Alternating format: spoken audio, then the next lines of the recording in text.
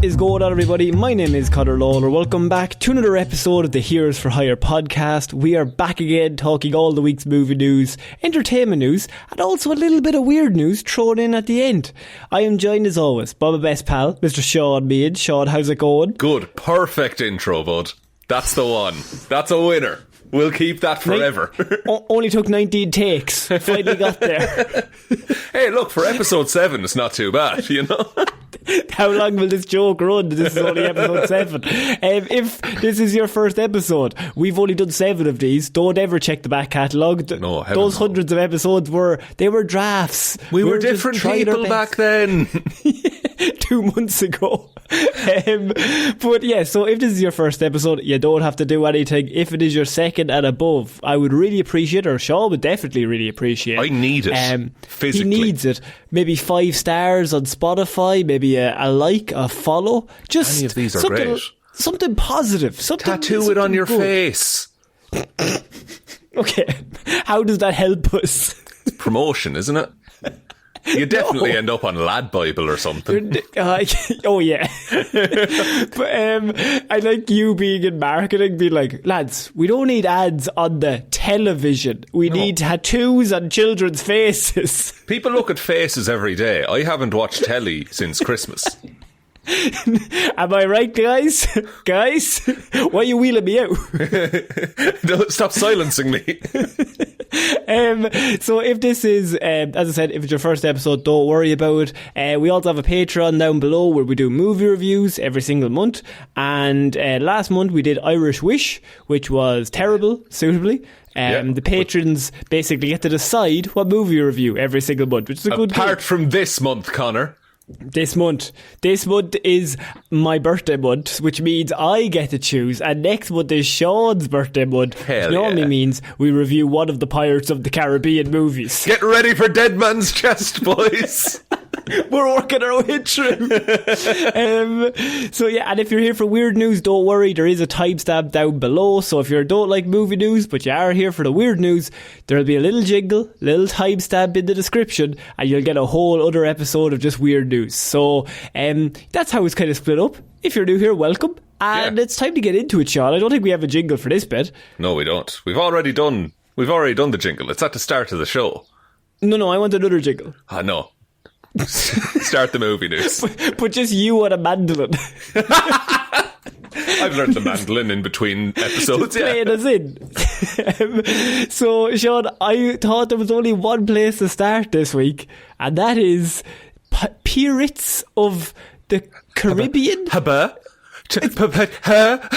But Shaun, acclaimed actor Austin Butler could be leading the next Pirates of the Caribbean movie if the new rumours are anything to be believed. God help that man's accent by the end of it. What accent is he going to have after this movie? I don't understand. I'm imagining Mr. Krabs kind of a thing. They basically want him in the movie, which makes sense. It's a weird rumour because they were like, Disney came out and they were like, we would like him. And I'm like, yeah, obviously. The hottest new thing in Hollywood, I guess. It's like Warner Brothers signing Timothée Chalamet to like that 25-year contract. Like he's locked in there for life. Oh, they own that man. They own. But yeah, so since coming from Dune Part 2, his accent is that weird. He's still got a little bit of the Elvis. Now he's going to be Harty's matey. I don't know what's going to happen in this movie, but I'm very fascinated to find out. I need them to make this new Pirates movie with the exact same love and care that they made Dune 2 with. That's my dream for that to happen. So you want them to make it with the same love and care that one of the best movies of the last maybe 50 years? If I had to pick, yes, you know. Yeah. Oh, you know what? I'll tell you something. That's a bold strategy. Why don't we just do what the good movies did on our other movies? Yeah, the first 3 Pirates, all great, you know? No. Love and care in every single one of those. We and Shaun always have arguments about this just because the first Pirates of the Caribbean, excellent. Fantastic. One of the best movies, one of my favourite movies, right? It's such a great movie. Second one, it's not as good. Second one's great. The third one is bad. I think the second one is my favourite.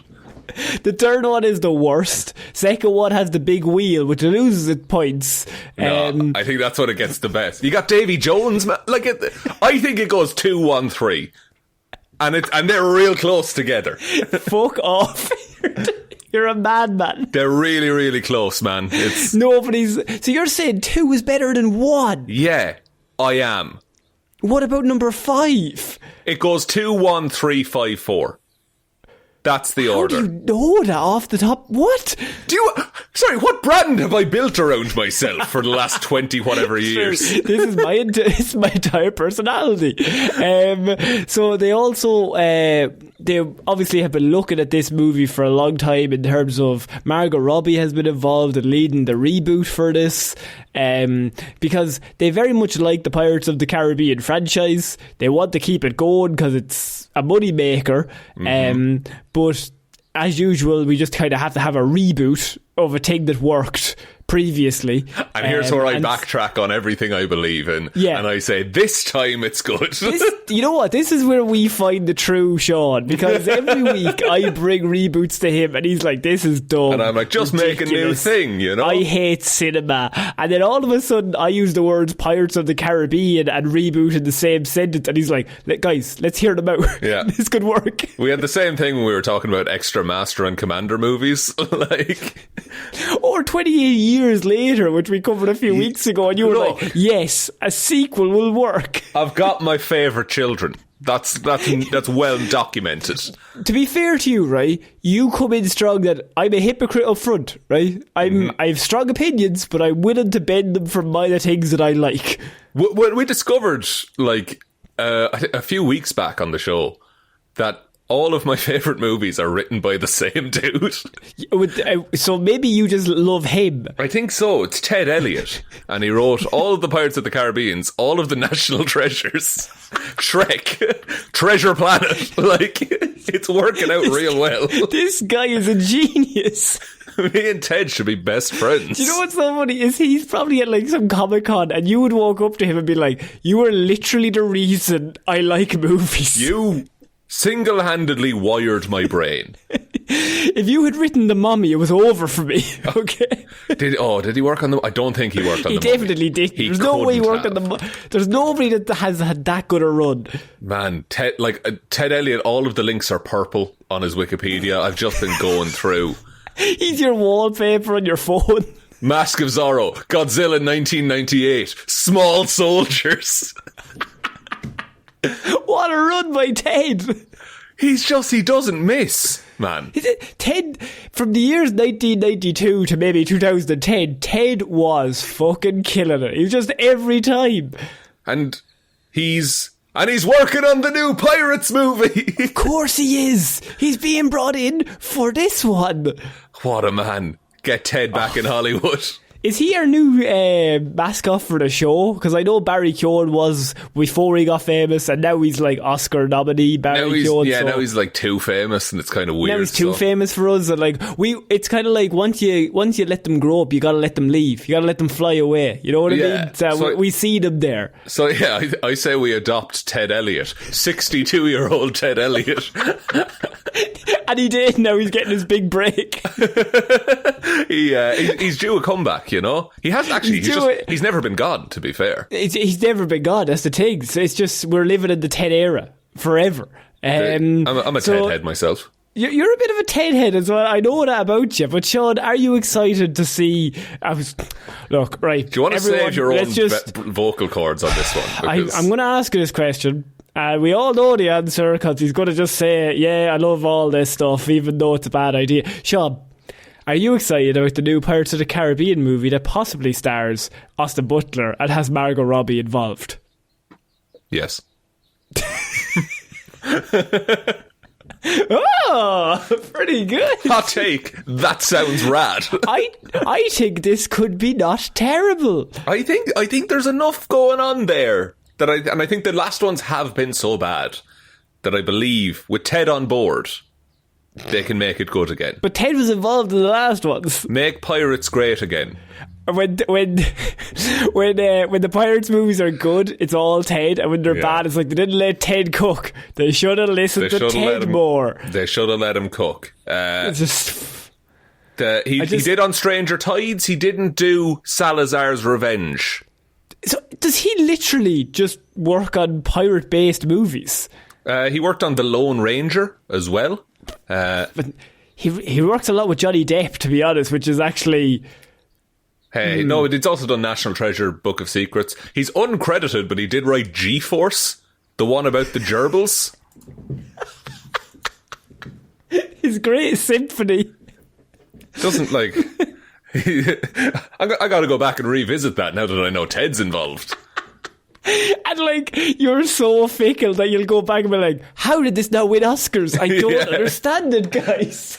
And just like, I just started on Twitter. It's like, this is a hidden gem. People should really go watch this. 100%. So, Sean, I wanted to just let you know that news. Austin Butler getting involved with Pirates of the Caribbean, especially if Margot Robbie's involved, seems like a pretty big... I can understand why the studio wants to do it. Yeah, there's rumours of Io Edebiri as well being in it. Yes, as well, yeah. Which is like, what are we doing here? We're assembling a crack team. This could actually be really good if we got rid of Johnny Depp and Jack Sparrow going, oh, see, I think, I've said this before, you can just tell a story about pirates. It's pretty good to do that. And that world is really, really great. Let's just delve into it. Yeah, and like, and just tell a new story, and have it not be about Jack Sparrow. Story. Ted a new story. Ted a new story, please. Jesus Christ. Ted, message us. We would love to get you on the show if possible. If anyone out there knows Ted, tell him about us. Someone put a poster up on a little pole. Have you seen Ted? We need to find Ted. He's probably busy writing movies because he's much more successful than us. True. But bring us in. We can consult Ted. We can help. But also, I think the idea of you being on the same show as Ted, I think you would malfunction. I would go non-verbal. It would be really... I could bring in like Orlando Bloom. You'd be like, yeah, okay. Then Johnny Depp, cool. Okay. But if I brought in Ted... I'd hesitate. I wouldn't want to embarrass myself in front of Ted. This guy knows too much. So, Sean, we're going to move on to our next piece of news, and it's something that I'm really going to test how fickle your thoughts are, Sean, because the last one, a reboot of a movie that was famous like 20 years ago. Okay. What about a movie that was famous 30 years ago? Because Netflix confirms that they're making a sequel to Happy Gilmore with Adam Sandler.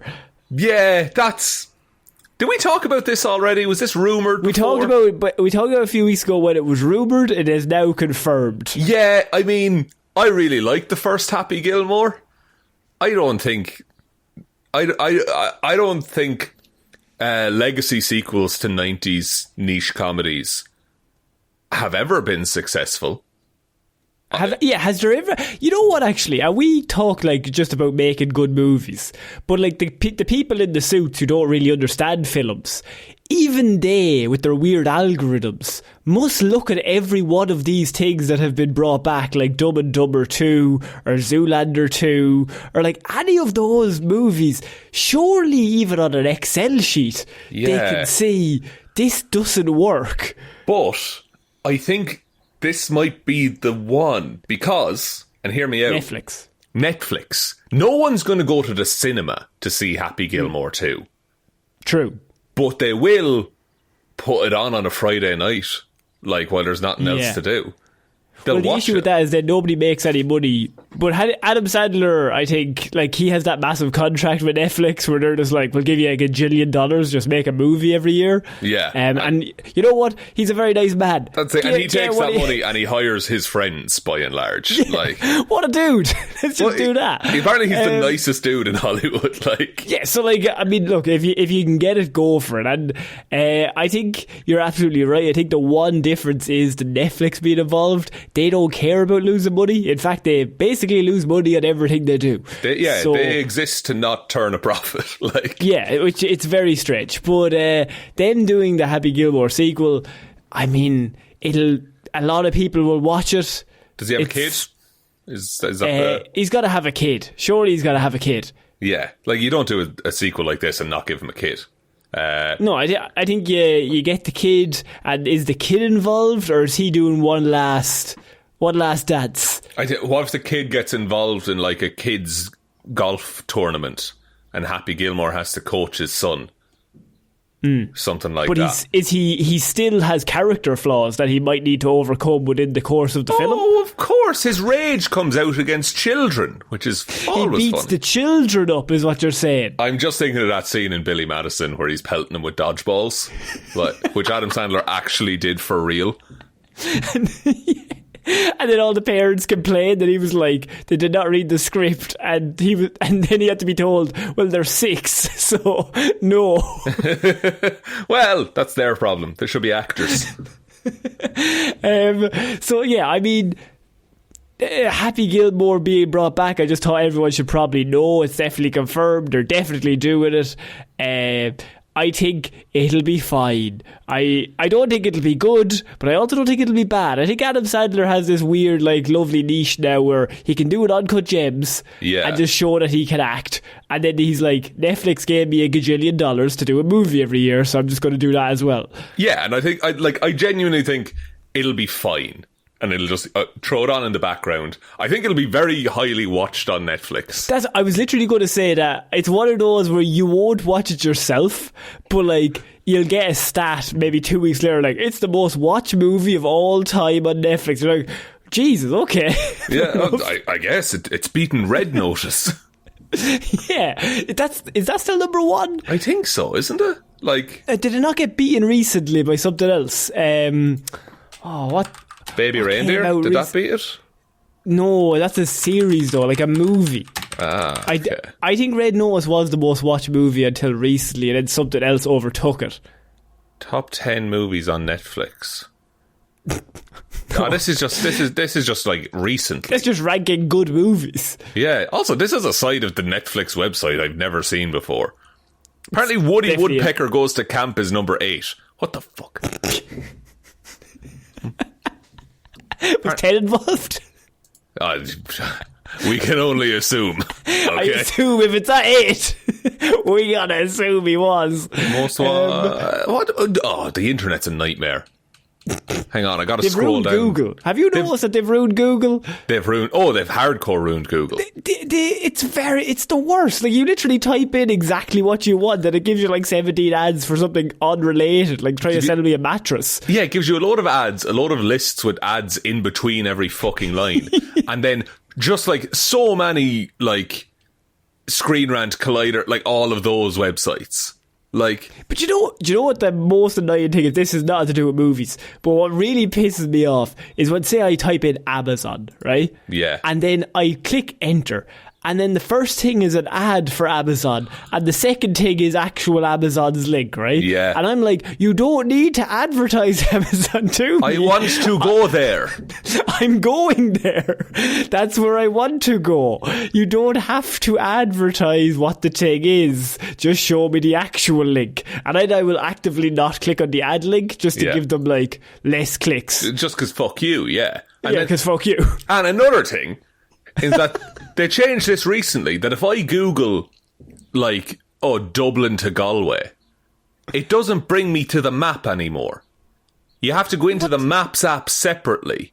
Yeah, what's the deal with that? It's apparently the EU decided that you have to like not, because Google was prioritising Google Maps, which makes sense. And then they were like, oh no, you can't do that anymore. So now it's just shit, and it doesn't work right. And I'm like in the middle, I'm like on the fucking road already, like trying to type with one hand. I'm watching a movie and with my other phone. I'm texting, trying to do it all. And my friend's texting me at the directions. same time. I've only killed 3 children, but look, I'll get to Galway, won't I? I mean, it'll be fine. Anyway, I didn't kill any children. We have to say that every show. We have not killed children. I was an old person, to be fair. They were near death's door anyway, so when I basically just set it up. That you did. At that point, they were limping already. So, Shaun, we're moving on to our next piece of news, and Amazon have greenlit a project that I think you're going to like. It's one of those where Amazon greenlights something, doesn't fill me with hope. No. But then I read that Fleabag creator is in the title, Phoebe Waller-Bridge, and Tomb Raider series is there. We've tried it before, haven't we? we've tried Tomb Raider recently, like literally about 7 or 8 years ago. Yeah. And I mean, Tomb Raider is something that has like massive name value. I think everyone knows who Tomb Raider is. I know that's a vague statement and it's like very generalised, but like I'd say a lot of people, because I mean in the 90s, even your granny knew. There was only 3 fucking PlayStation games. Yeah. And your granny was like, oh, one of them's Tomb Raider. Exactly, yeah. Like one of them is like the girl one. Like that's, like my granny would at least know, oh, the PlayStation game with the woman. Like that's what, like the recognition. Women in my games? Never. Never. So, I mean, they did the movies with Angelina Jolie, and they did pretty well. I mean, it was very 2003. It was a different time. Very of the time. Very of the time. And then they, of course, did the movies a few years ago with, what's her name? Alicia Vikander? Yeah, Vikander, yeah. And those movies I thought were quite good. I would say, well, I mean, I think the first one was good. I think they did a second one, if I remember. I think they did, or they tried to get one off the ground. It was a weird time. And then like, but in the background, like the game's got a whole like redesign, and they've been doing very, very well because they've seen what happened with, if anyone has played the video game Uncharted. Yes, and then you're just like, okay, well, why don't we just take Tomb Raider and then just do Uncharted with Tomb Raider, because that just makes the most sense. Uncharted was one of the most popular games of all time. Yeah. Just copy that kind of dynamics. Which is wild, because Uncharted ripped off Tomb Raider. Originally. So it's like Tomb Raider comes first, Uncharted like ups it completely, then Tomb Raider's like, okay, this is the new competition, we gotta go with that. Very similar to like the Arkham games come out, then the Spider-Man games come out, because they're like, take the same fighting mechanics but up it again. Yeah, and it works. You know, a rising tide raises all ships. And Batman copied off Assassin's Creed, which copied off Prince of Persia. Yeah, it's all just a knock-on effect. But do you think a Lara Croft, maybe Tomb Raider series could work? Do you think it'll get as much views as they think it will? See, I think I would have said that a Fallout series wouldn't have worked, but it did. It's real good. That's actually it. And getting Phoebe Waller-Bridge involved early, the fact that she's going to be working with, I think that's a really strong start to this project. If they take their time with it and put the effort in, like, a Tomb Raider series absolutely can work. Yeah. And that would be fun if like Amazon just became they do really good video game series adaptations. And I think series are much better for video games than movies. 100%. I think series have always proven. Now I'm sure but like The Last of Us, like we're going to get a lot more of this over the next 5 to 10 years. Yeah, I think The Last of Us really was like the breaking point of like, oh, okay, this is viable. This can work as a business. Yeah. And I think movies don't work because you've only got 2 hours and you've got to pitch the idea, pitch the world, get all the characters in, get involved. Like if a video game was 2 hours, you wouldn't buy it. That's the thing. Yeah. Like a video game is normally for an average player, depending on the series, like 10 to 15 hours if you're going like doing all the side quests and going around. And then there's some games that are like over 100 hours long. Yeah, there's some games that just never end. Like that are just never ending.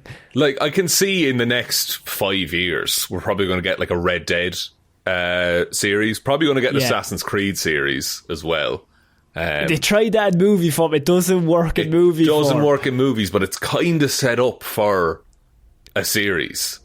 Well, like even The Witcher, like The Witcher would never work in a movie because I mean, just if you haven't played any of the Witcher games, I bought number 3. I put about 70 hours in, and I was about a quarter of the way through the fucking York. It just never ends. You're just like, it's just so dense. There's so much to do, and it's such a deep world.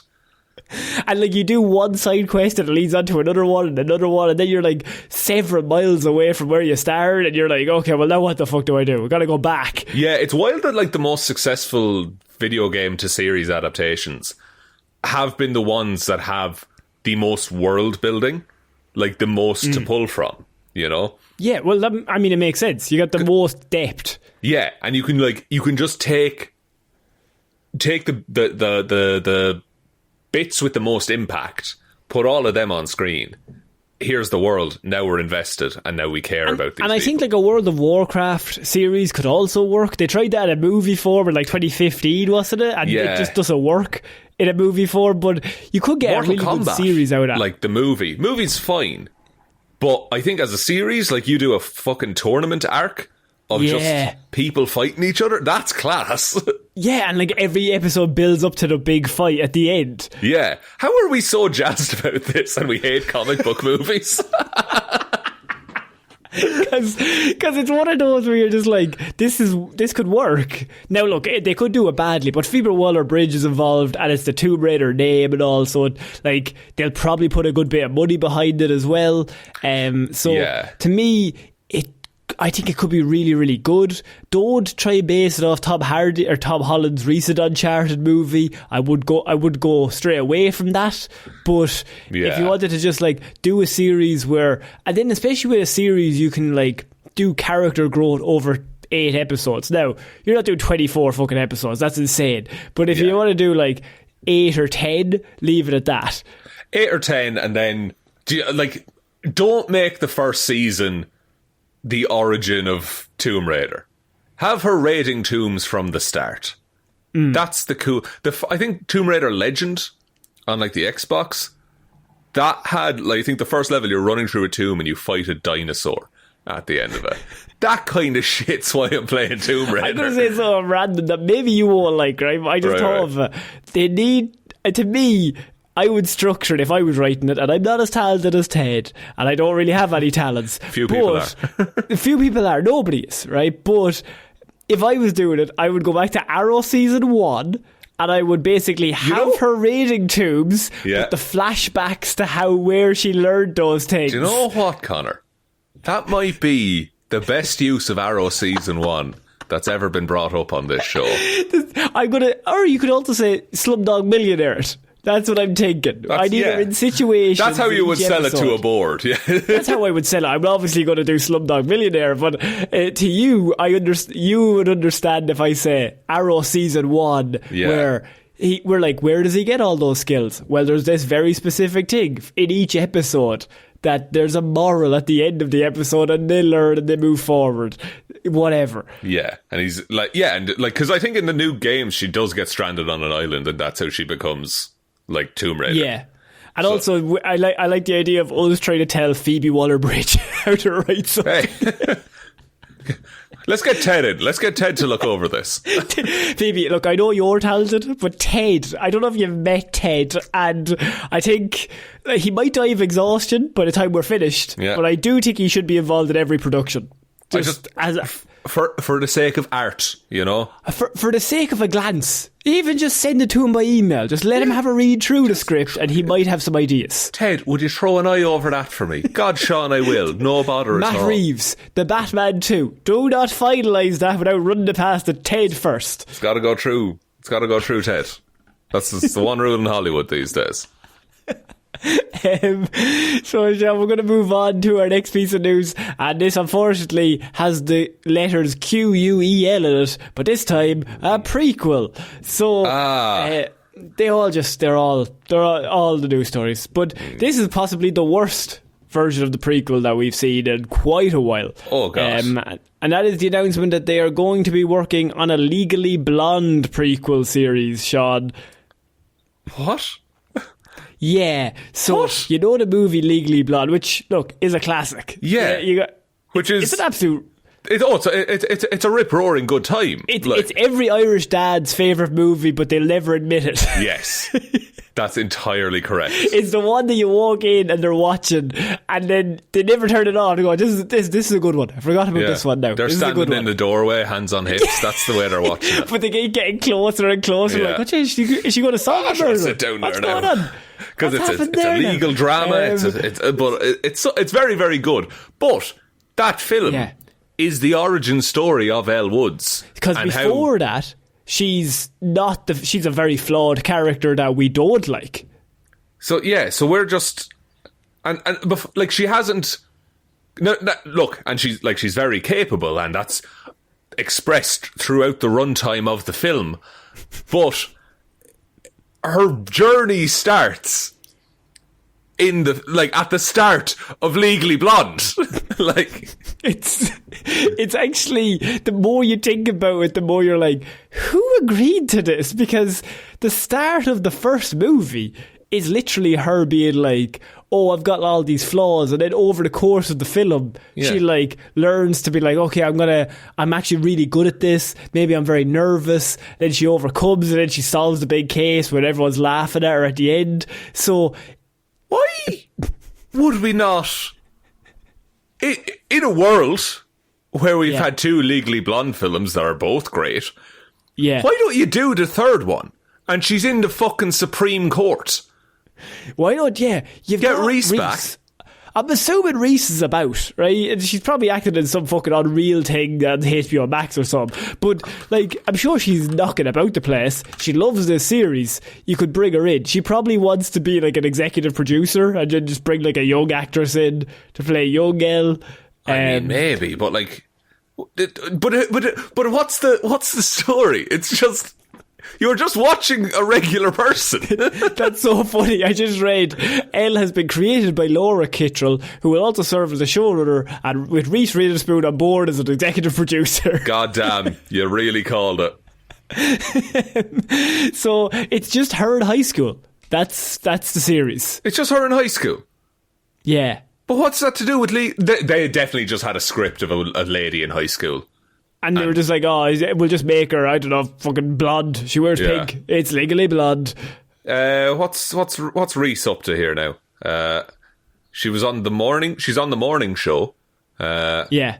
And then she was in Where the Crawdads Sing, and she's in a thing called You're Cordially Invited. With Will Ferrell. That looks fun. Anyway, this is a bad idea. This is the worst version of a prequel. This might be the strangest thing that has ever gotten the green light. Is it just called Blonde? It's called Elle, I think. For fuck's sake. What a dose of a news story. It was just like, I read it and I was like, that makes no sense. Not even just, I'm sure there's very talented people, but there's got to be a different way. Yeah, there's got to be. That money could be used elsewhere. I mean... Who's making this? It's I actually think it might be Amazon. No, surely it's Amazon, yeah. Lads, put that money into Tomb Raider. Put the more money into Tomb Raider, please. Also, they are apparently writing Legally Blonde 3 at the moment with Reese Witherspoon the star. What? Yeah. Why? Why release this? What's the point? I think that's bullshit. That's what that is. It's one of those where you're just like, who is this for? She can't become a good person because we see her in the first movie. She's not, like, she starts off like not as her finished character. So you can't have a series where she finishes it as like, oh yeah, I'm actually now a really nice person. Yeah, like. But, like, it's not that she's not nice at the start. No, but with any movie, like, if the first movie, you have to have the lead character they are flawed, and then they overcome a flaw later on. So, very hard to do a prequel series for whatever hero or protagonist you have, because then you kind of have to be like, okay, now they have to be even worse, because they need to progress to where they were at the start of the movie. But also, like, the first movie still exists, so nothing that they learn in the course of the first one. If they learn any lessons, they have to forget them. Do you know X-Men Origins Wolverine? That's what this is. They'll have to give her amnesia at the end. Maybe they will. Like, maybe she gets shot in the head and then like amnesia. Maybe there's a clone body double swapped in who has no recollection of the past events. It would be weird that nobody else in the movie at the start said, Jesus, Elle, you got shot in the head there last week. I remember that. Everyone's dead. They're all dead. They all die in a nuclear explosion and the movie just starts like in a different town. I hate this. What a waste of time. Yeah, it's not even bad. It's just a waste of time. I just surely you can do better. Put more money into different projects. Like, do Legally Blonde 3, but don't... This is strange. Just get everyone involved in this and get them to work on the Legally Blonde 3 movie, and then everyone can keep a job. But this seems just like as a bit of a waste of time. I wouldn't even bother Ted with this, to be honest. Even Ted couldn't save this. No, and Ted can save anything. Ted could, but do we want to use his time to save this? We've got 18 pirate movies to make, Conor. Yeah. He's got to do National Treasure 7, 8 and 9. It's all locked in. We find out what's on page 47 in the President's book. What are we doing here, Conor? This is a man who likes National Treasure, and even he's like, "Jeez, this is a bad idea." It's the man who likes National Treasure 2, Book of Secrets. Do you know how low his standards are? And for him to say, "Jeez, I don't think this is going to work," you must have crossed some line. I don't know what line it was, but you crossed it. There's a video out there on someone's phone. I don't know who has it, but I was drunk in a pub one night, and I was just recounting the plot of National Treasure 2. And I bet it was sounded amazing. Oh, with flawless accuracy. Yeah, obviously. Yeah, and then I got to the bit where he kidnaps the president, and the president's cool with it. That's always the turning point in the plot. I'm just like, what if Nicolas Cage kidnapped the president? What about that? And the president's kind of chill. He's like, yeah, don't worry about it. Have we watched the National Treasures on... We've watched the first one on the page. We've watched the first one, yeah. We didn't watch the second one. Oh. What is... No. National Treasure 2 or Dead Man's Chest? Which one's longer? Both the same length, I want to wager. So, Shaun, we're going to finish off the movie section of the show this week, just with a small bit of news that I thought you'd like to know. The Planet of the Apes movies now have a 9-movie saga planned for them. Fucking good stuff. Alright, class. I'm going to see the new one on Sunday. So the new one is obviously just out, and it's getting rave reviews. And obviously we had the original sequel, or the original trilogy. Yeah. Original, like, and 6 movies. We're up to 6 at the minute. So, the Charlton Heston one, there was a bunch after that. And then there was the Mark Wahlberg one. And then there was the Caesar trilogy. And now there's this but one. are we counting the previous ones in the 9? If that makes sense. Oh, okay. Sorry. I get you. Are we going with Matt I thought Reeves? you were talking in general. But yeah. Are we going like from Matt Reeves' first movie with James Franco? Yes. Okay. Yes, that's okay. So then there's 3 and then this new one. So there's 5 more apes. Yeah, so Kingdom of the Planet of the Apes is the 4th movie in a planned 9-movie saga. Good God. Oh, the 9th one has to be called just Planet of the Apes, right? Oh, of course. Like, that's the move. And it brings back Charlton Heston, probably with just some like AI weird face thing. Yeah, that wouldn't be great. But they did send up the astronauts in the first movie, so they could come back. True. So obviously the new one is out set several years after the events of the war for the Planet of the Apes. It's like 200 years or 300 years, isn't it? Like, it's a while. Yeah. And sorry, I watched all of the 8 movies this week, so that's why I'm like... This is perfect for this. This is amazing, because they also... But the idea that they're doing 9, I do think is insane, to announce that you're doing 9, just because then people are going to be watching 6 being like, it's not really going to end properly, because we got to wait for there's another 3 coming down the line. True, but I feel like we knew at the end of 2... that there was a 3rd one coming, and I think 2 still has a satisfying ending. 2 is the best one, in my opinion.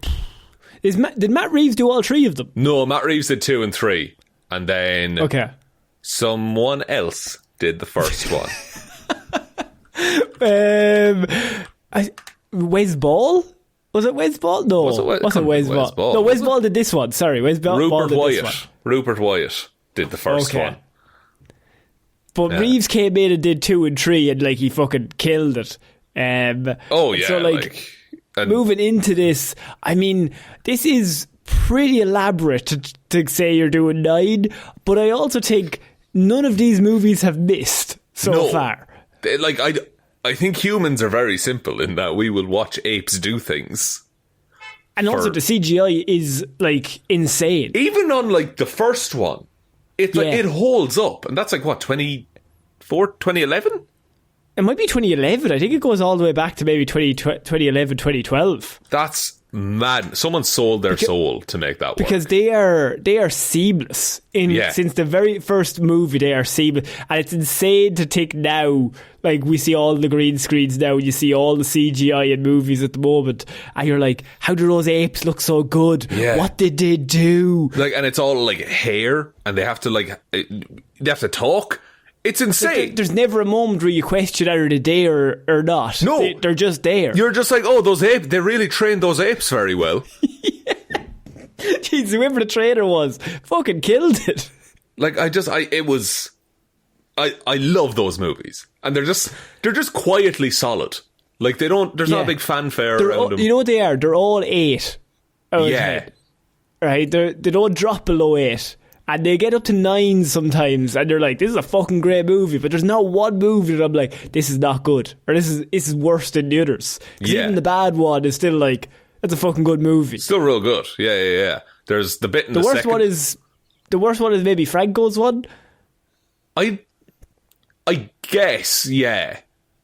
I think Franco's, the first and the third are kind of on par for me. And then the second one I just think is real good because they have like the whole ape village and stuff like that. Yeah. And then there's that one shot in the second one where Koba, the bad ape, the evil ape, is on a tank and the camera's like locked on the tank turret and it's just following it around the whole time. Matt Reeves is a fucking madman. Matt Reeves is a fucking lunatic. What would happen if we got Denis Villeneuve, Matt Reeves, and Ted to work on a script? I'm just throwing it out there. What we think is going to happen? Connor, please, I'm only one man. I can only handle so much. Like, I just think, well, even if you got Denis Villeneuve and Ted, or Matt Reeves and Ted to just work on a script, it's the stuff dreams are made of, to be honest. Matt Reeves is directing these new pirate movies. Imagine it, Connor.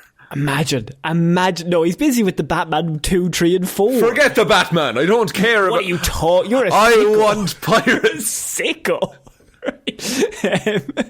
So look, we're going to be getting a lot more Apes movies. They're all real good. So I mean, there's no real drama here. It's not like when they announced Avatar 5, 6 and 7 and we were like, that's weird. Yeah, but they've proved that they can make these movies well. To me, we'll keep saying it's a good idea until one comes out and it's not very good, and then we'll be like, well, maybe don't do another 3. But I think that's it for this week's movie news, so it's kind of time to move into the weird news section of the show, Shaun. That means the weird news jingle. Love the weird news jingle.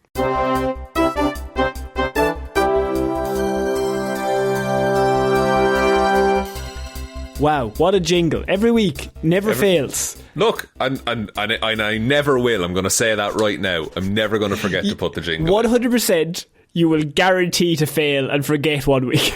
What? No, it's in the template, Connor. I write down the time code when it happens. If I've ever known you and done a show with you, you will always forget at some stage to do something. I was going to ask for examples, but I don't want my feelings hurt. So... For example, Shut episode up. 77. Hey... That was 3 great episodes, I'll have you know. If anyone doesn't know, Shaun, I went off, I think, on holidays. And obviously this is only our 6th show, but this was episode 77 4 years ago. And it's a weird one, don't question it. And we put out 3 episodes, and they were numbered at this point. This is when we numbered them. And I then went back to look at them. And for 3 weeks in a row, he said, episode 77... Weird News Wednesday or Movie Mondays. Every single one of them was week 77, and I was just like, Shaun, how did you not just scroll down? Just type in 78. I was busy. But I love the confidence of the 3rd week to be like, no, we're going to go 77 again. Yeah, no, I nailed this before, so I'm just going to assume. Time doesn't go forward. Okay, so Shaun, we're going to move into the weird news section. And I mean, I didn't want to... we don't have any news story, but I wanted to give a slight follow-up to what we covered last week. Right. And the fact that, do you remember last week's show we brought up the portal that was yes. Dublin to New York? And we unanimously agreed that it was a terrible idea, right? That it was going to last not a long time. Yes. And what's the update? It has been closed down. Interesting. It lasted, I think, 7 days. It lasted until, I think, like the Saturday night, wasn't it? Yeah, it lasted until the Saturday night. And someone was like, the idea that you would get Irish people and New Yorkers on either side of a camera. Yeah. What were you expecting to happen? Only the biggest shithousery ever known. Yeah, 2 groups of people that are known for just being fucking mad. They don't give a shit. Yeah. Like, Irish people we had to be fair, I think we had them on the ropes for a good while. We drew first blood. And then they fucking finished it. Alright. They fucking finished it. And I respect that. I respect the hustle, but the shithousery. They've shut it down, and then somebody in Dublin put a bunch of flowers on it and said R.I.P. Like the site of a fucking road crash accident. R.I.P. portal, we hardly knew ye. But at some stage they need to just drop it in maybe places that aren't as volatile or aren't as full of shithouses. I don't think you're going to get... I think not in Ireland. No, but I think we've ruined the portal for every other country now. Because this is what's going to happen. People will just try and close it down as quickly as possible. Can you beat 6 days? Because Ireland and New York hold the record for 6 days. Yeah, because Ireland showed a picture of the Twin Towers. And then New York showed the Twin Towers. Yeah, then there was also a brief moment of there was some ceasefire very briefly in the middle when they brought a cardboard cutout of Hozier up to the portal, and the Irish people were like, look, fair enough, just saluting him, singing the national anthem. Hozier's in New York, let's give him 20 minutes without, we're not going to pull out our trousers and show them our arses just yet. There was a load of like videos of like Irish lads asking for American girls' numbers through the portal. You can't be trusted. You know what I mean? Can't be trusted. Just mad. Although somebody said that is a movie idea. That is a rom-com idea. That you have somebody find somebody through the portal and they like live on opposite sides of the world. Yeah, beautiful. A beautiful concept, and I'm sure that's what they wanted. But we can't have nice things. I was trying to think of the only place worse that they could have put the portal. So New York and Dublin is pretty strong. Yeah. I was then thinking Dublin to Australia, Sydney, right? Because everyone in Sydney is Irish. Yeah. So I think everyone would be on board, man. I think you get 5 days out. But I think if it was open to like Australia, I think there would be like people would defend the portal of like, no, we need to keep it, please. No matter how dark it got, people would be like, no, we gotta let them cook. We love this. This is great. Because I think what would happen is one of us, either side, would get a really fucking terrible one in and just absolutely destroy. And then the other group would say, we can't shut it down until we get them back. Yeah, we need to be even. It's like brothers fighting. Like, yeah. I'm trying to think of another word. Like Milan and Carlo would be fantastic. Yeah, we need to go to posh places in Europe, and then we just need to go to like random towns in Ireland where like people have never seen the internet. Yeah, Berlin and fucking Ballina. Like, what the fuck is this, York? What the fuck? Can you see me? Jesus, look at your fucking one, huh? Fair fucks to her. Sure, you like the beer over there, do you? What's the price in the Guinness? How much for a pint? What? How much for a... How much? What? How you pay? What are you paying in rent? Fuck me, we're getting robbed, so we are. Jeez. Could you imagine the chaos, though, if it was like the portal was Dublin and Cork? Like, oh yeah, linking two Irish places. No, like nobody be safe, but also you could never shut it down because it would just get really out of hand. Yeah, We might get away with Scotland. We could be on good terms with Scotland. I think Scotland are just as bad. I think Scotland, Australia, us, like, but you can't put them anywhere near each other. Like during the rugby, when one of us is playing England. Oh, the portal would be great. You'd be having cans in front of the portal. Bring people together. Really what you want, you got to get it out of Scotland, Ireland, New York, Australia. Don't put it anywhere near any of those places. You need to put it somewhere where there's no crack, right? I can't name a specific place. I might offend that place, but you have to put it where there's no crack. Not no crack. You need to put it somewhere where people have a sense of fucking decency and will conduct themselves appropriately.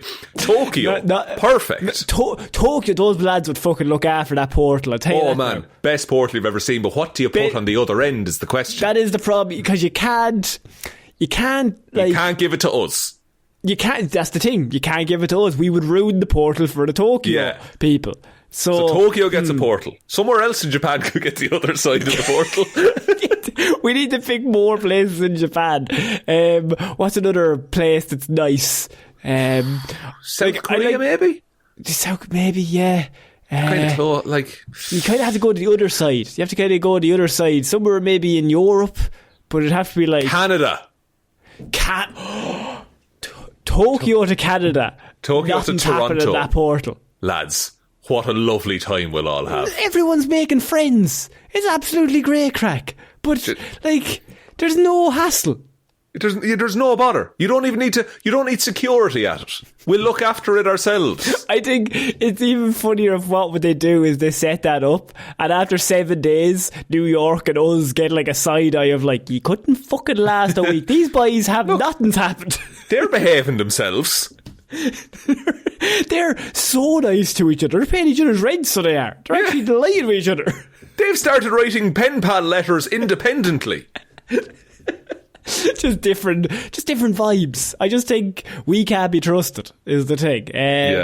So Shaun, I wanted to touch on the portal, by the way, just because it's funny, because it lasted like a week. It's apparently being reopened, but they're like heavily censoring it. Like you can't show a phone screen. I think what they'll do is they'll like move it into a fucking corner like 50 feet in the air.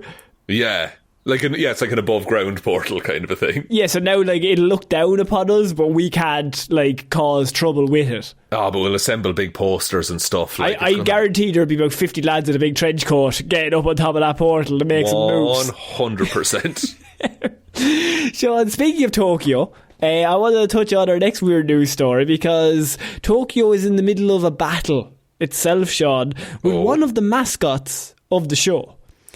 Tokyo battles surge of destructive raccoons that went from pet to pest.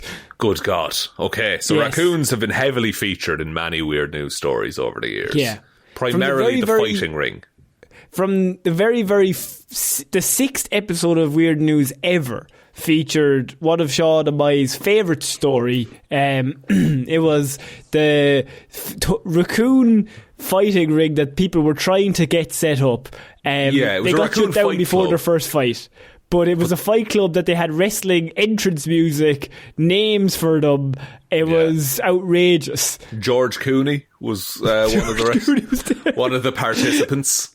They had wrestler names for the raccoons. I think it was Raccoon Flair was there, one of them.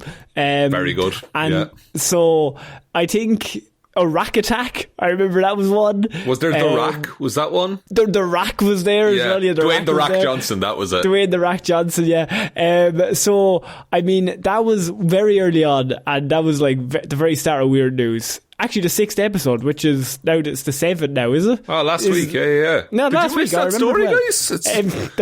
That story no longer exists anywhere. You can't find it, but that's why the raccoon was in a lot of our promotional posters for many years. But Shaun, having won the battle to tackle Tokyo's population of giant ravenous crows. Good God. No one mentioned the crows. Authorities are now embroiled in an even tougher campaign to rein in another animal menace, the North American raccoon. Interesting. So these raccoons have passports, and they've made it over. They must, yes. The number of raccoons caught in the capital every year has increased 5-fold over the past decade. Places in western Tokyo have responded by setting traps and launching hotlines for residents to spot crop damage or witness the animals entering their homes. Now, obviously raccoons not native to Japan, where they are one of 156 species on the Environment Ministry list of invasive alien creatures, which also includes fire ants and snapping turtles. Huh. That's mad. How do they get over there? Apparently the reason why raccoons are in Japan is because in the 1970s there was an anime called Rascal the Raccoon, which reportedly led to a surge in imports of the animals as people got them as pets. That's insane. Can you have a raccoon as a pet? I don't think so. Well, I suppose you can. It is possible, but I mean, I wouldn't advise it. I will say it's a very cute looking raccoon. Yeah, but I mean, once you get stuck with that raccoon, the raccoon is not just for Christmas; it's for life, Shaun. It's true. It is still just a raccoon. Yeah. They caught nearly 1,300 raccoons in Tokyo last year, compared to only 250, a decade earlier. So it's multiplying a lot, and they're causing major damage. They've caused nearly $2.8 million worth of damage in the areas in all that time. Just ripping up trash and stuff? Just ripping everything apart, like ripping crops apart, adding that fruit and vegetables and livestock were the most common targets. Okay, so how do you take on... I mean, the fighting ring is sounding like a pretty appealing idea. So you're saying bring back the raccoon fighting ring. You got to round them all up and then put them back in the WWE. I think so, yeah, like kind of a Hell in a Cell situation. One raccoon leaves and he gets. But then that one raccoon will be stronger than all of the other ones, and then you've got a gladiator situation, and then that could lead to a revolution. Well, no, now he works for the government. You know, there's no raccoons left. He's the only one of his kind. Now you bring him on as kind of a samurai kind of thing. Have you watched Shogun? You do a Shogun on him. You just want to Shogun the raccoon. Yeah. Make him Shogun. I want to make him Shogun. Yeah. I mean, the question then, I suppose, is what kills a raccoon, Shaun? Because my question to you is, same how thing do that we kills get everything rid else of the raccoon? Love. No, that's what's causing the problem, because they're all having sex with each other and then we've more raccoons. That's true. You need something that makes the raccoons not want to have sex. Surely that can't be the easiest way to do this. You have to teach them to play League of Legends. We need them to get involved in something so horrifically unsexual that they do not find each other attractive anymore. Get these raccoons a podcast. For God's sake, man. Blue Yeti mics for all of them. Distribute them amongst the raccoon population. Maybe allow them to call themselves dude bros. Maybe allow them to set up podcasts where they talk about bros and what they do as men. Make raccoon crypto. Make raccoon crypto. Get them involved in that. Racoin, we'll call it. Actually, you're kind of throwing out good ideas here now. Maybe keep a few of these. Shaun, cut that out for later. Future Shaun, cut that out for genius purposes. I don't know how we take out the raccoons, but I do know it probably will involve a different animal. So I was going to say, what's the natural predator of the raccoon? What's the natural predator of the raccoon? Natural predator of the raccoon: cougars, bobcats, coyotes, and domestic dogs. Okay, so what we're saying is Tokyo needs to order in. Okay, if we're saying how many bobcats can kill how many raccoons, so I'd say one bobcat could probably do 2.5 raccoons. Okay, so you're going to need at least 700 bobcats. Yeah, but then it's the bobcat issue, you know, like how do we get rid of the but then what kills a bobcat? So we got to work our way up. If we get less and less each time. Natural predator of the bobcat. The bobcat. It doesn't immediately give me. Oh no! Oh heavens! It's the apex predator. It's up there. It's one of the best ones. Oh no! We just Mountain killed everyone in lions, Tokyo? coyotes, Mountain lions. foxes, owls, wolves, and humans. Wolves. I suppose wolves would be your best bet there. True, but then but you got to think, like, as we get more wolves, that's a big pack, and then they're hunting as a pack. Yeah. You know, we're basically inviting an army in. Because then, let's think about this. Natural predator of the wolf. Well, if each wolf takes 2 bobcats, then we only need 300 wolves.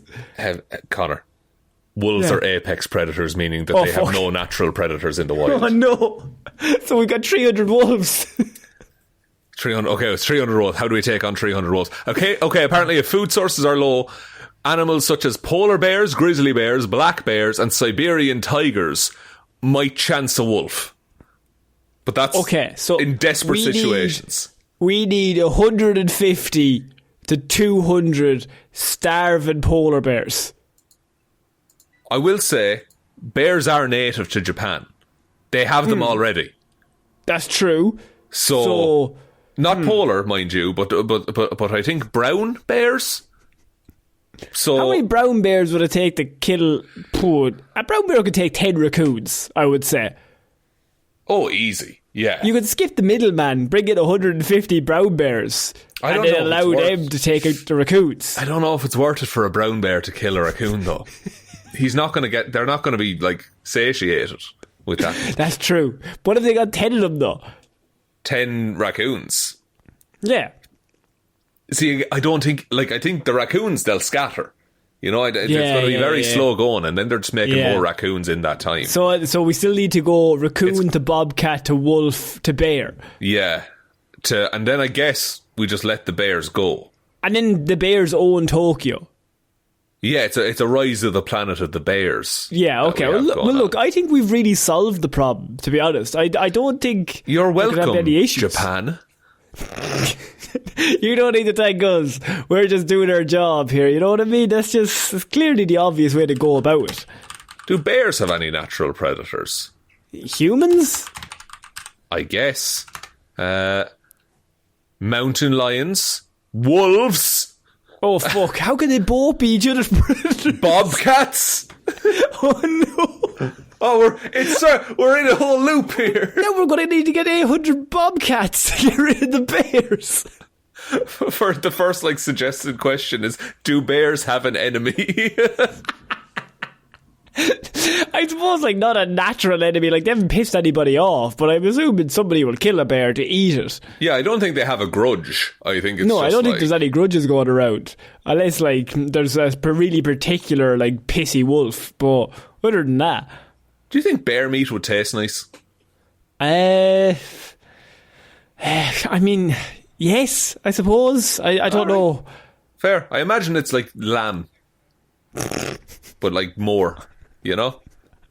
Lamb but more. That's actually how they pitch it. That's how they pitch it. Who's pitching it? The bears or the chef? Just restaurants in general. Just the board outside, it says bear meat here. It's lamb but more. I mean, would work on me.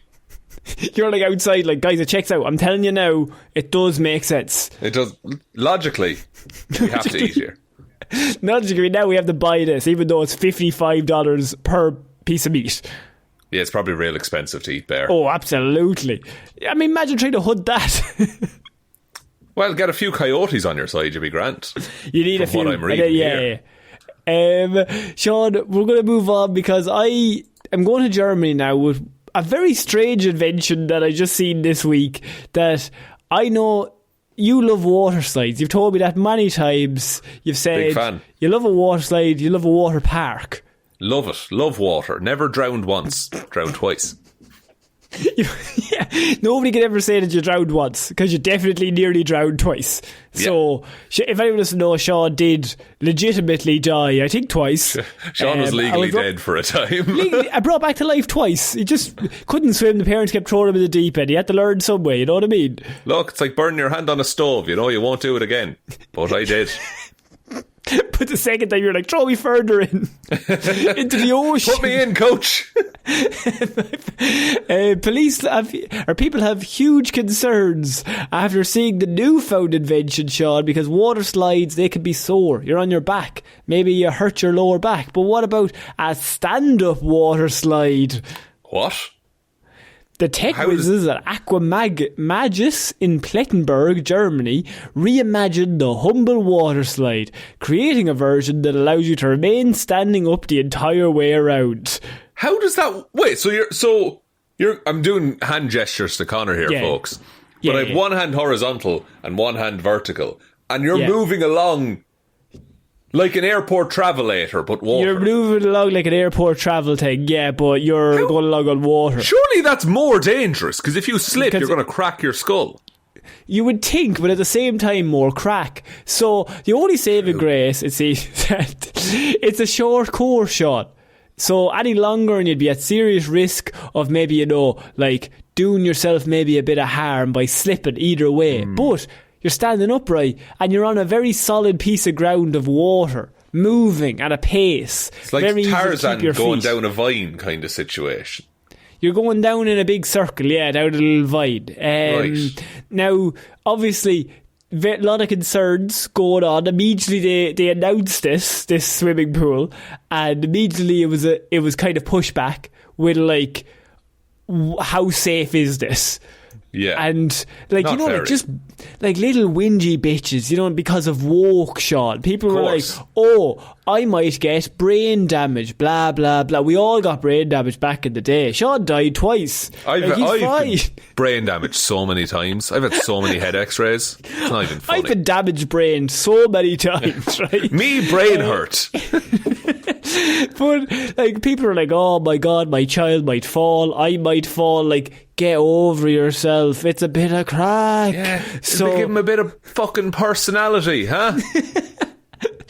So comments range from, I've been on one of those and I fell and it hurt so bad. Somebody else commented, there's sometimes there's a reason why nobody has done it before. Yeah. And then the last comment I seen was, all I think is knee injury. Same, brother. I mean, because you're just standing on water. You don't have a board or anything that you're on. No, you're standing just on the water and it's just moving you along. My God. What's wrong with a classic slide? I have clobbered my head on a water slide before. I assumed you had. I think you are the health and safety for all, any activities. Yeah, when they can't afford a crash test dummy, they put me in. No, the idea is that, we bring you in to be if it harms Shaun, then it will harm the dumbest part of the population. We need to make it slightly safer. We need a ride where Shaun will not be killed or harmed. You gotta Shaun-proof this stuff. Shaun-proof it. If Shaun can even get maybe 10% damaged, then we need to really tighten up that 10%, because he can get damaged in any situation. But I'll get damaged and get back up. I'm fine. I'm fine. He's durable. I'm like Homer in the boxing ring. Take a punch. Shaun, do you think this could... you're always poo-pooing on my inventions. This is a new thing that could be taken over all your water parks all around the world. No more lying down, no more sitting down, lying into a dark tunnel. Standing up in a dark tunnel, you feel more secure, more safe. I don't think I would, though. What if something goes wrong and I'm stuck in there and I'm standing and I get tired? What if someone's flying down behind me and they're just lying down, and then I get the legs clipped from under me? You're not meant to. It's the stand-up slide. Yeah, I don't give a fuck about you're not meant to. Someone's going to do it because people are dickheads. No, somebody is going to run. That's what's going to happen. Somebody is going to fucking run and stray in and just absolutely smash into the person in front of them. Can I watch a video of this happening? You can indeed, if you'd like. Having a breakdown over this. So it's it looks like a regular slide. Yeah. But there's handrails the whole way down? Yeah, but you don't have to hold on to them. I'd fucking want to, otherwise... No, you wouldn't. You want to be a legend. Look, I'm already a legend. I don't need to prove anything. This looks shit. This woman's just... Sorry, this woman's just walking. She's just walking down the slide. It's not working. This is a terrible experience. The announcement video wasn't the best, which is why I didn't send you to look at it. I'm just saying... sometimes, Shaun, a great invention comes out and they need to finalise it, they need to refine it, but the idea is there. How is it any better than a regular slide? I'm always saying I don't like lying down. I want to keep standing up. You love lying down. Everyone's favourite thing is... Yeah, but sometimes you hurt your back or your coccyx. Why are you fucking swimming? Slide. What? Why would you swim if you have a sore back? No, is it like, you know when you go down the slide and it goes over a little bump and you like hurt your back? That's vicious. That's poor slide design. I'm talking the ideal version of a regular slide is way better than whatever that is. I do think it's probably ideal, but how many ideals are not in this world, Shaun? In this world there's flaws, and if there is flaws, we need standy-uppy slides, because that's really going to solve all of our problems. But it doesn't save any space. It's no different than a regular slide. It's just and worse. Actually, much more dangerous. Much more dangerous. You can kill yourself so much easier on one of these. I like that the idea of like, don't run by the pool, you might slip, but then it's like, get on the slide. Yeah. Accelerate using gravity. Standing up. Because that's never gone wrong. It's never gone wrong. So, Shaun, I think we can finish off in Florida this week, because a Florida man got incredibly unlucky, as Florida man tends to do. Has Florida man ever been lucky? I don't think he's ever gotten away with anything, but Florida man has committed many crimes, and this Florida man in particular is accused of stealing 30 grand worth of Pokemon cards, but on his getaway got tackled and defeated by 2 MMA coaches that were walking nearby. Damn. That's really, the universe hates you specifically. I think the luck scale, he must have done something terrible for his karma to turn out like that, because what are the odds, like, you do a crime and then you run out and Batman is there? Yeah, that's literally what it is. Like, no, it's like doing a crime and running out and 2 Batmans are there. And they're like just doing their groceries. But they're jacked. Those guys must have been like waiting for this day. So this is last week. A 33-year-old man walked into Pro Play Games in Miami, and he allegedly asked to see a binder filled with rare Pokemon cards. So he's like kind of going through it, and he's like, "Oh, can I see that very special binder with all the rare stuff in it?" And he's like, yes, interesting. Can I just take a closer look at that? And then he very quickly grabbed the tray and ran out of the store laughing in the process, it said. Right. And that's wild that that's not on some kind of chain or something, that binder. Yeah, the poor safety features in general, firstly. But secondly, like, the idea that he's now running out laughing, going, ha ha ha, you'll never catch me, makes the eventual catch up even funnier. Oh, I think that's when the universe decided, no, fuck this guy, when he started giggling. Once he started like laughing at the crime while doing the crime, then it's like, oh well, fuck this guy. Yeah, Batman. There's no honour in this. Watching him walk away when I told him drop that stuff, he looked back and he laughed at me and he said no. It was just like at that moment, it felt like so helpless. Also, I'm going to read this exact quote from the general manager, and very big fan of the word like. It was just like at that moment it felt like so helpless, because it was like we're just watching $30,000-$40,000 like of our hard work just walk off. Like, look, that's so I was just focused on the word like. I didn't actually listen to anything that you said. $30,000 to $40,000 worth of stuff. Yeah, but like, oh, I've done it. Oh, it's catching. Oh, heavens no. Like, what's the hard work that went into that? Is that just buying things? Is that the hard work? I mean, it's just the rarity of the cards. The binder contained 3,000 cards that were valued at over $30,000 altogether. So as such, the store's owners and bystanders proceeded to team up in an attempt to stop the alleged theft. Police say the suspect, identified as Jaziel Manfarel, took out a pair of pliers and basically started waving them around towards one of the men trying to stop him before uttering, "Get the fuck away from me, I've got these pliers." So they're trying to like get the cards back off him. He pulls out pliers. It's a weird weapon to take for a card game store hold up. Yeah. So this is when he's run away with the binder already. So he's he's getting away at this point, and then the store owner's like, somebody help me, he's robbing me. Someone tries to stop, he comes in with the pliers. Right, okay, and that's unsuccessful, presumably. Yeah. After getting away from that group, however, trying to stop the would-be theft, a couple of MMA coaches were in a gym nearby and were walking out at that exact moment that he came out of the store.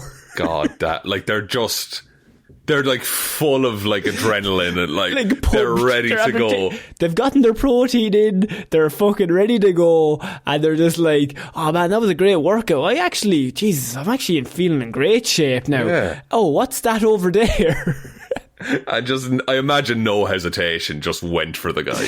So they hear the shouts and the screams of somebody stop that man, and the footage of the takedown was posted with multiple people, including a shirtless martial arts coach, pinning the suspect down immediately, getting him in like a serious, like just hold like a submission immediately and being like, you're taken down.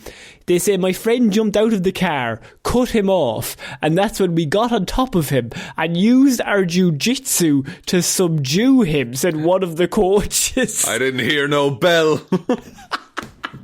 He was tapping out, but I didn't let up. Fuck me. Just being set upon by trained killers. You've got it, like, you've just, at that moment, he must have just been like, for fuck's sake. Like, I planned this perfectly. This was the perfect I don't think he crime. planned much of it. I think he had to go in and get the binder, and then the rest he was going to figure out on the run. Yeah, but once he got out of the store, he's like, I'm away. I've gotten away with this. How was he to know that there was two MMA coaches just after coming out of the gym in their car? I mean, he could have like scoped the place out. You know, find out when the local MMA coaches are leaving.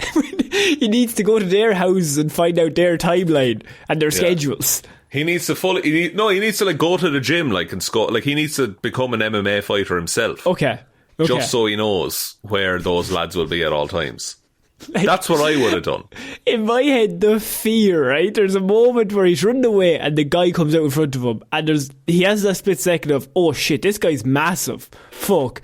But he's like, oh, maybe I can outrun him.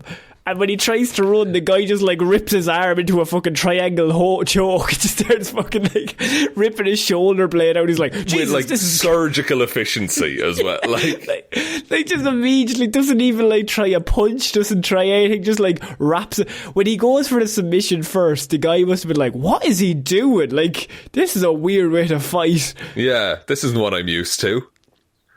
And I think, look, personally, I could have took him. What are you talking about? No, that's the one and only time I'm bullshitting when I say that.